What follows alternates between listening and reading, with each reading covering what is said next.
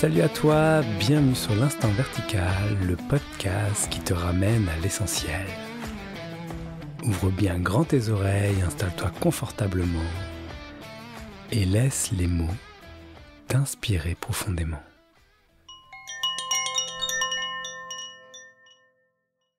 Bonjour, bienvenue sur l'Instant Vertical. Aujourd'hui, je suis avec Marion Renaud. Salut Marion. Bonjour Benjamin, merci pour l'invitation. Et avec joie de te recevoir ici. C'est un grand plaisir après avoir lu ton blog et vu quelques vidéos. Et aujourd'hui, on est ensemble autour d'une thématique que je t'ai proposée qui est vraiment l'éveil et après-éveil. Ça m'avait touché de lire un de tes articles. Je me souviens plus du nom de l'article. Tu me repréciseras si tu t'en souviens. Mais où tu évoquais le fait qu'il y ait on va dire deux phases que tu nommais comme l'éveil à je suis et la réalisation du soi. Voilà, tu pourrais nous en dire plus tout à l'heure. Voilà, c'est ça qui m'intéressait vraiment d'aller explorer avec toi. Oui. Et puis après, il y a le dévoilement de ce que nous sommes au sein de l'organisme, tu vois. Ça, c'est encore l'autre phase après aussi, c'est l'intégration. Oui. Ok, bah alors parlons, disons, toutes les phases, toutes les étapes et les Ok. phases de l'éveil, si ça te va. Ok. Mhm. Avec plaisir. Juste pour mettre un peu de contexte pour les personnes qui ne te connaissent pas, Marion, tu partages depuis pas mal de temps avec ton compagnon Gérard Oui. Regardet, c'est ça?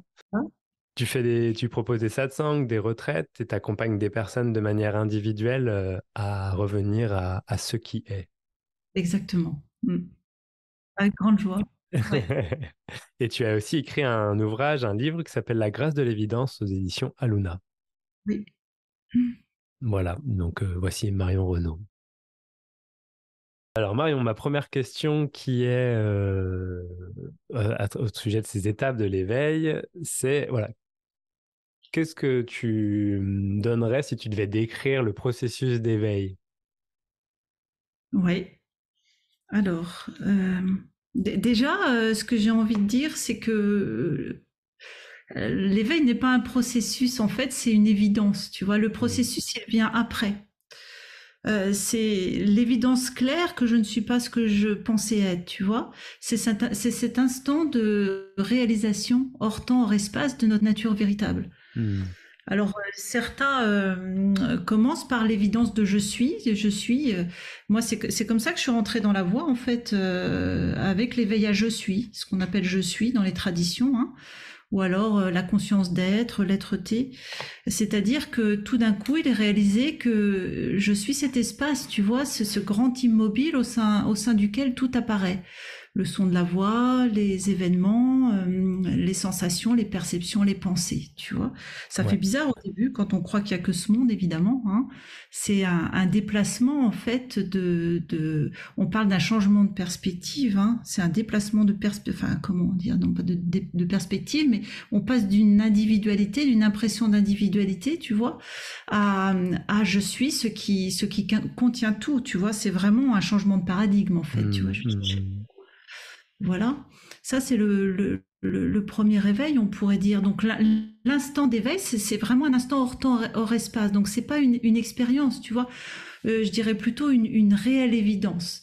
Et puis cette évidence-là, elle peut plus être cachée après, tu vois. Une fois qu'on a réalisé ça, et ben c'est fini, c'est réalisé. Même si c'est pas conscientisé toujours dans la journée, c'est quand même réalisé une bonne fois pour toutes, hein. Oui, tu veux dire qu'il y a un avant et un après. Ça veut dire que c'est comme une prise de conscience. Une fois que c'est venu à la conscience, on peut pas vraiment revenir en arrière. Oui, c'est-à-dire que tu sais, on parle souvent de l'ignorance dans les traditions et Oui. l'ignorance, c'est vraiment, enfin, pour moi, c'était comme ça, tu vois, il y avait que ce monde avec tout ce qu'il comporte, tu vois, et tout d'un coup, ça fait bizarre parce que tout d'un coup, paf, s'ouvre ce qui est au-delà de ce monde, tu vois. Et une fois que ça nous a été révélé, une fois que ça nous a été donné, parce que c'est une vraie grâce, hein, eh bien, on peut plus l'oublier, même si dans la journée, l'organisme peut l'oublier de temps en temps, tu vois. Et Mm, ça, c'est quelque chose qui est peut-être important à préciser, c'est que parfois vous confondez l'oubli dont on parle et le fait de ne pas le conscientiser dans la journée. C'est-à-dire que c'est pas la même chose. L'oubli, c'est vraiment je ne sais pas, j'ai complètement oublié ce que j'étais. Je crois que je suis juste cet individu. Tu vois?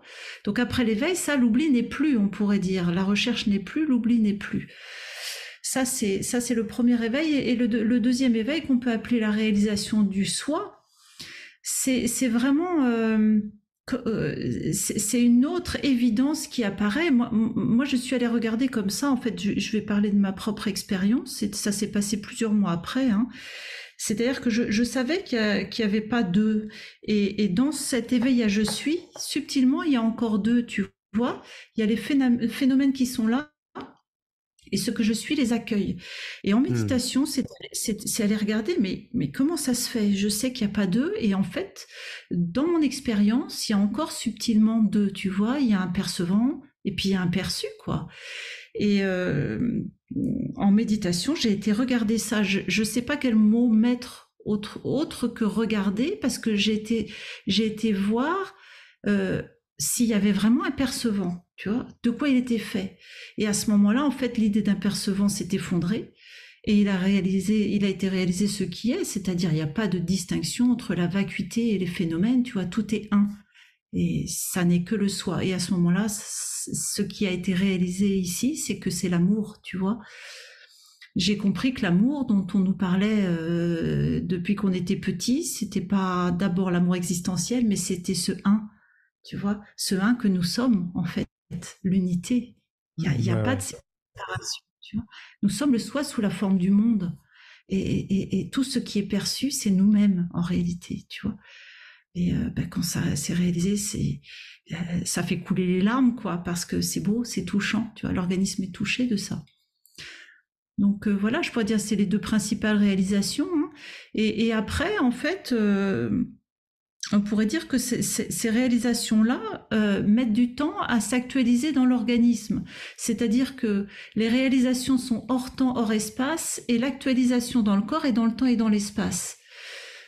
Pourquoi ça met dans le temps? Tout simplement parce que au moment des réalisations, il reste dans l'organisme des engrammes, hein, des conditionnements qui semblent voiler ce que nous sommes. Qui semble, hein, parce que ce qu'on est n'est jamais voilé, mais dans la représentation qu'on en a, c'est comme si un voile se mettait devant le soleil que nous sommes, on pourrait dire, tu vois. Ouais. Et ce sont toujours des pensées, en réalité, des pensées qui sont crues vraies. Qu'est-ce que je pourrais donner comme exemple? Et ça, c'est après l'éveil, après la réalisation.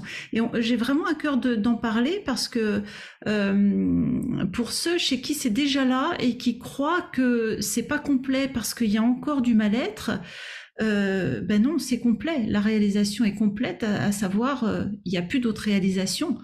Maintenant, ça s'intègre dans l'organisme progressivement. C'est important, ça. Sinon, on relance l'activité de recherche, tu vois. Vous pouvez me dire, ah bah oui, mais comme j'ai encore du mal-être, alors l'éveil est pas vraiment là, et c'est reparti, tu vois. Donc l'activité de recherche avec l'idée d'un chercheur se remet en route. En fait, non, on est toujours ce qu'on est, tu vois. Et qu'est-ce qui se passe à ce moment-là? C'est juste des pensées qui émergent au sein de ce que je suis, et elles sont fausses.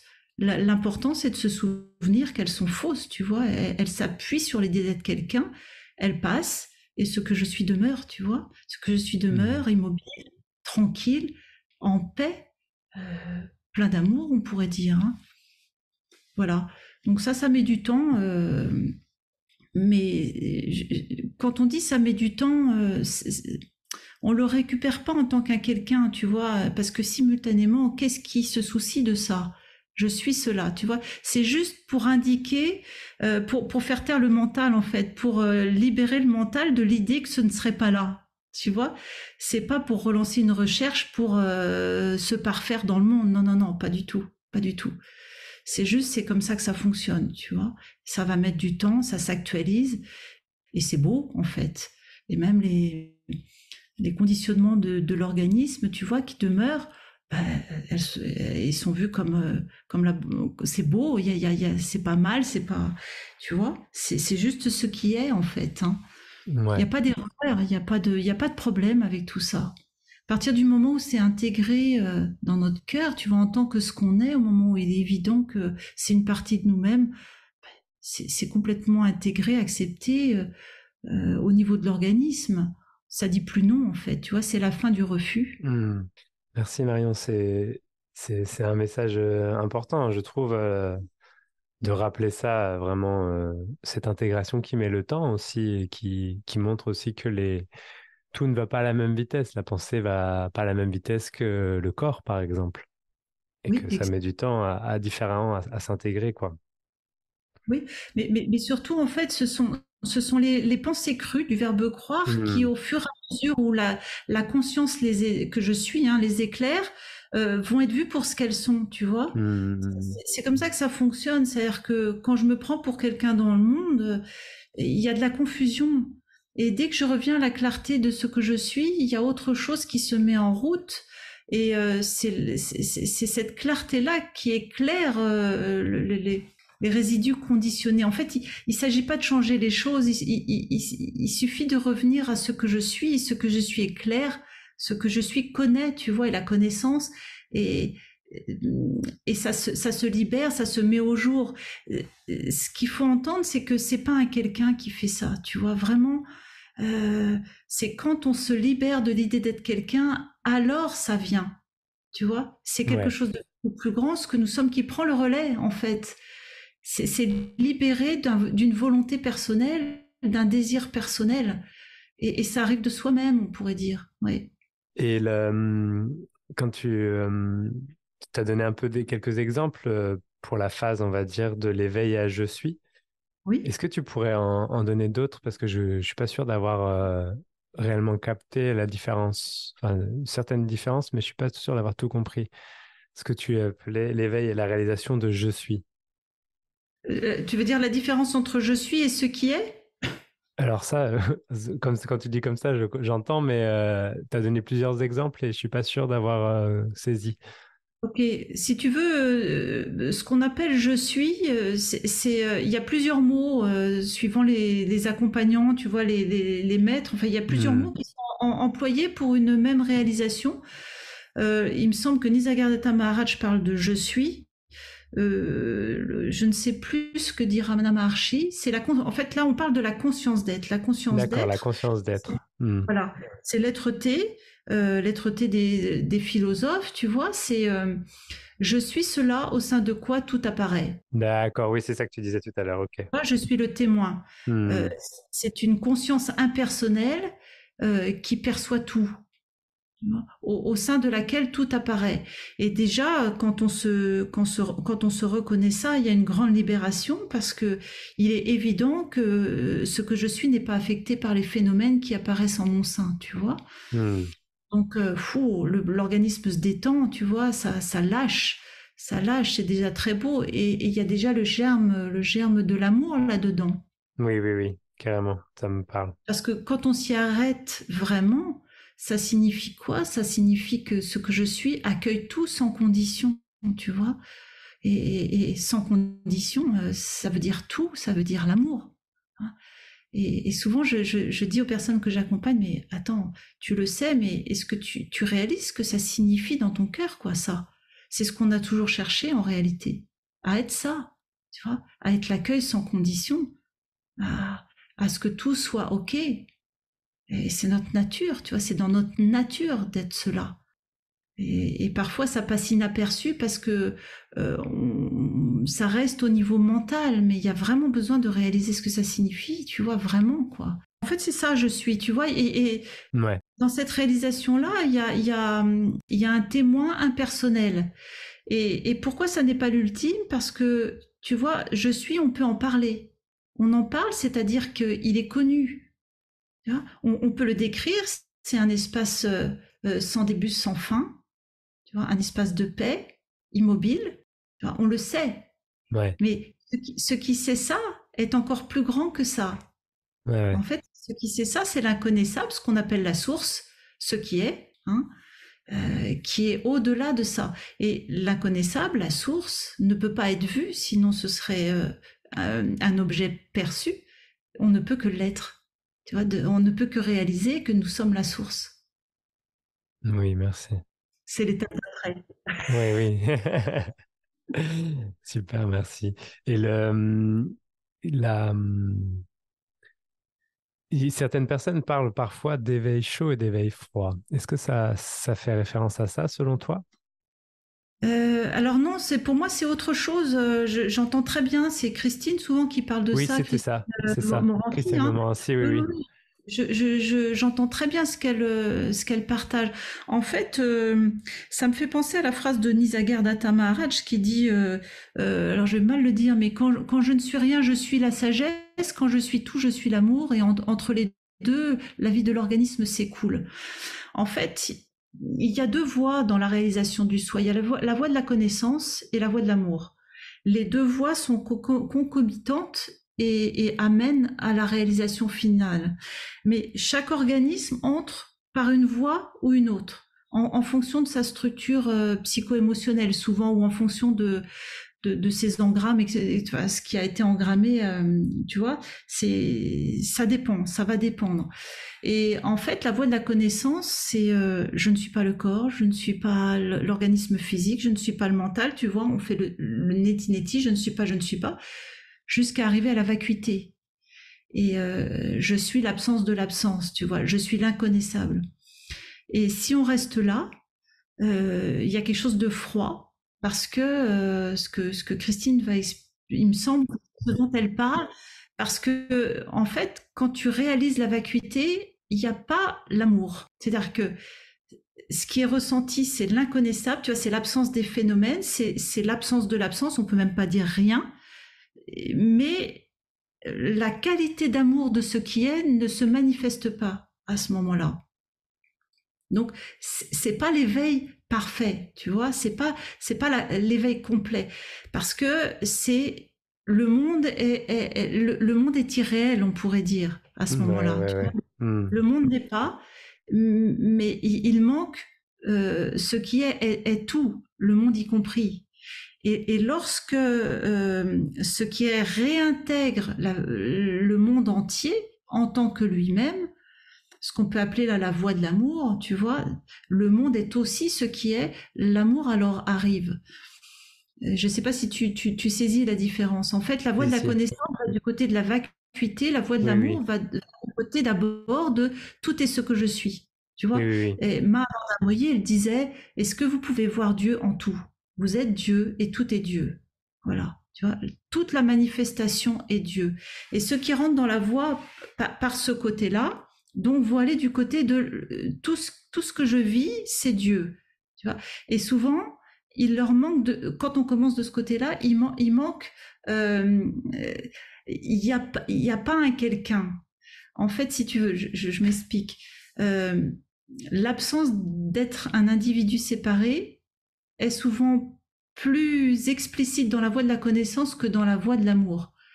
La voie de l'amour, c'est je suis tout ce qui est. Tu sais, c'est aussi la vénération, tu vois, auprès des maîtres, Bien etc. sûr, oui, Et oui. souvent, il reste l'idée d'un quelqu'un, tu Mais vois, oui, dans oui. Si, cette si, je voie vois, au départ. Tu vois ce que je veux dire? Oui, oui, c'est Ouais, clairement la voie que j'ai empruntée, donc je vois très bien. voilà. Et après ça, il y a vraiment besoin de rejoindre la voie de la connaissance, à Oui, savoir, il n'y a pas un quelqu'un, tu vois. Je suis la vacuité pleine, tu vois, vacuité pleine des phénomènes, ouais, ouais, ouais. à la fois inconnaissable et tout le connu, sans distinction. Les deux voies se rejoignent, en fait. Il y a besoin des deux quelque part, hein. Enfin, il y a besoin. Les deux manifestent simultanément, tu vois. Ouais, Donc, ça me parle bien ce qu'elle dit, oui, ça me parle bien. ouais, ouais. Moi, je suis rentrée sur la voie par la voie de la connaissance. Je dis souvent satsang parce que, en fait, j'avais un contentieux avec l'amour. C'est amusant, hein. Et c'est pour ça que c'est allé du côté de la voie de la connaissance, parce que je me suis rendu compte après l'éveil que petite, en fait, j'avais engrammé l'amour est souffrant. Donc forcément, tout ce qui était du côté de l'amour, bah, ça n'y allait pas. C'est venu après. C'est venu après. C'est drôle, hein. Ouais, c'est rigolo. Quand tu as dit Ouais. ça, ça fait que moi j'avais un vrai contentieux avec Dieu.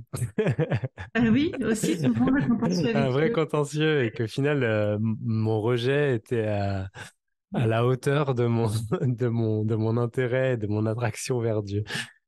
comprends. Je comprends. Alors, c'est la raison pour laquelle on rentre tous par une voie, tu vois, parce qu'on Hmm. n'a pas les mêmes choses à l'intérieur, tu vois, les mêmes résonances au départ, hein, au départ. Mais bon, toutes les voies mènent à Rome, hein, au même non-endroit, c'est-à-dire ce que nous sommes. Donc, il n'y a pas de souci.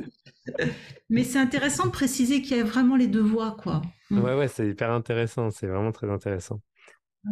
Parce que c'est vrai qu'on vit pas tous la même chose et que à force d'écouter et d'entendre et de lire et de tout ce qui fait qu'il y a une recherche et un intérêt pour tout cet univers-là, bah forcément, il y a automatiquement la comparaison qui se met en place. Donc, le peu qu'il y ait de la résonance qui se mette à travers ce genre de mots, bah, fait que ça vient soulager, je trouve, une forme de comparaison qui vit. Une forme de comparaison tout court, en fait. Ça arrête de chercher, tout simplement. Oui, bah, bien sûr, Hmm. de toute façon, la comparaison est toujours mentale, mais ce que j'ai envie de dire aux personnes qui vont nous écouter là, c'est vraiment aller du côté de ce qui résonne pour vous, quoi. Ouais. Tu vois, quand ça résonne, c'est que c'est ça, en Hmm. réalité. Et tout est OK, quoi. Mais vraiment aller du côté de ce qui résonne. Si c'est plus l'amour, aller du côté de l'amour. Si c'est plus la vacuité, aller du côté de la vacuité.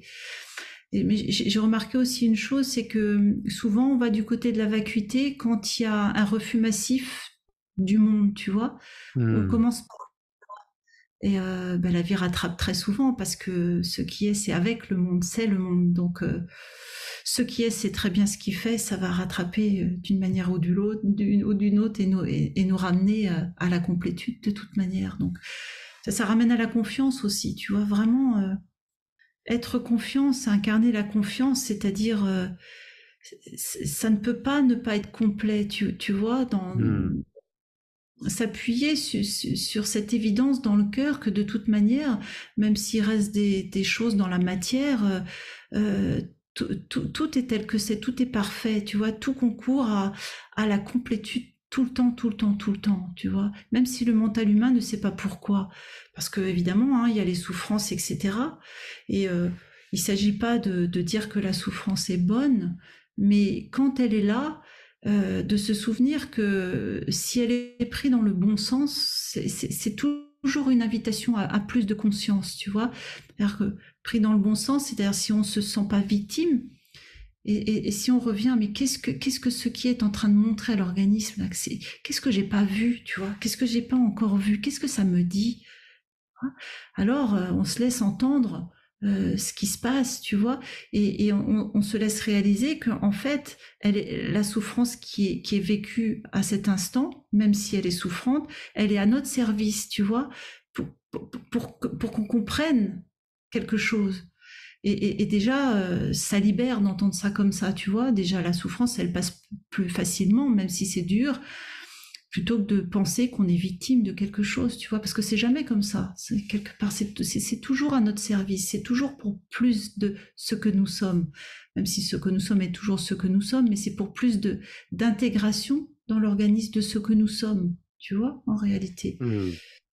Vraiment rester avec ça dans notre cœur quand on a des coups durs dans la vie, quoi.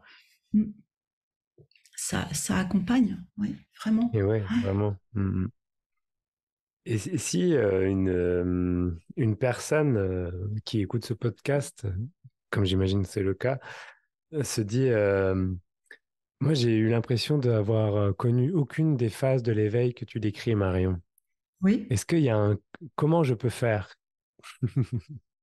oui. Ah, bonne question. Euh,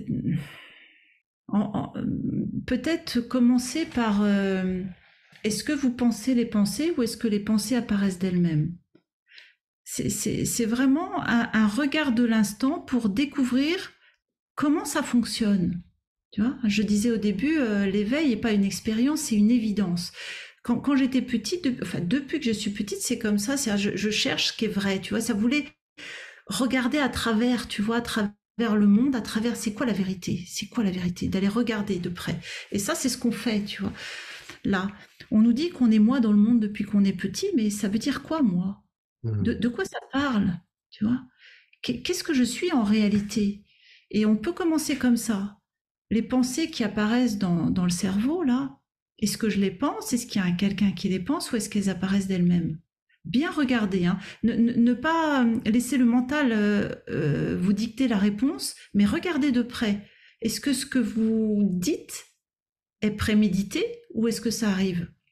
Peut-être c'est familier, mais est-ce que c'est prémédité? C'est une des façons de commencer à voir ça. Et on peut faire la même chose avec les actions et les choix. Et on va vite s'apercevoir que aussi bien les actions que les choix sont, en fait, elles sont conditionnées par tout un tas on pourrait dire, de comportements inhérents à notre structure psycho-émotionnelle, mais ça signe pas l'existence d'un quelqu'un. C'est-à-dire, je sais pas, on va acheter un logement en fonction de critères parce que petit, on aimait bien notre maison. Donc en fait, ça va être des critères qui vont nous appeler. Tu vois, c'est conditionné comme ça, on pourrait dire. Donc le choix est très relatif. Il est relatif à ce qu'on a aimé petit ou il est relatif à ce qu'on n'aime pas, mais on n'a pas choisi d'aimer ou de pas aimer, tu vois. Au bout du compte, le choix, il est juste relatif à tout plein de critères qu'on n'a pas choisi en réalité. Et donc, ça, c'est vraiment intéressant de se poser comme ça, de regarder de près. Et quand on réalise que, ben oui, ça apparaît de soi-même et qu'on reste avec ça, c'est, mais alors, mais qu'est-ce que je suis, quoi? Si tout apparaît de soi-même, le cœur bat tout seul, dans le corps, ça fonctionne tout seul. Mais s'il y a personne dans le corps comme ça, mais qu'est-ce que je suis alors? On peut pas dire qu'il y a rien. Il y a quelque chose qui est là, mais quoi? Quand je me réveille le matin, que les yeux s'ouvrent, avant que l'histoire de la personne n'arrive, qu'est-ce qu'elle a? Et ça, c'est l'être dont on parlait tout à l'heure, à savoir je suis, hein, que tout le monde connaît parce que c'est ce qu'on est, évidemment. Et on en a des aperçus dans la journée tout le temps, mais on n'y fait pas attention souvent. Donc voilà, c'est regarder de près ça, on réalise qu'on est l'être, tu vois. On peut y aller comme ça, ou on peut y aller ça va dépendre de chacun. Ça peut être aussi, il y a des pensées, il y a des sensations, il y a des perceptions.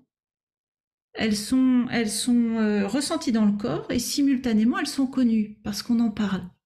Qu'est-ce qui connaît ça? Et là, à nouveau, c'est pas, ne cherchez pas dans votre tête, c'est ah oui, il y a quelque chose qui connaît ça. Et se déposer, ne pas chercher à le voir, mais à entendre qu'il y a quelque chose qui connaît ça. Et c'est aussi l'être. Je ne sais pas ce que je suis et je le suis. C'est ça en fait. Je suis ce qui perçoit tout. Voilà, c'est différentes façons d'y accéder. Vous prenez ce qui vous parle au cœur, hein, bien sûr. Ouais. Puis du côté de la voie de l'amour, ça va être et tout est amour. En fait, ce que vous regardez, même si vous pensez que c'est pas ça, est-ce que vous pouvez juste vous laisser ressentir, d'abord vous laisser entendre que ce que vous percevez, c'est le divin. Tout est le divin.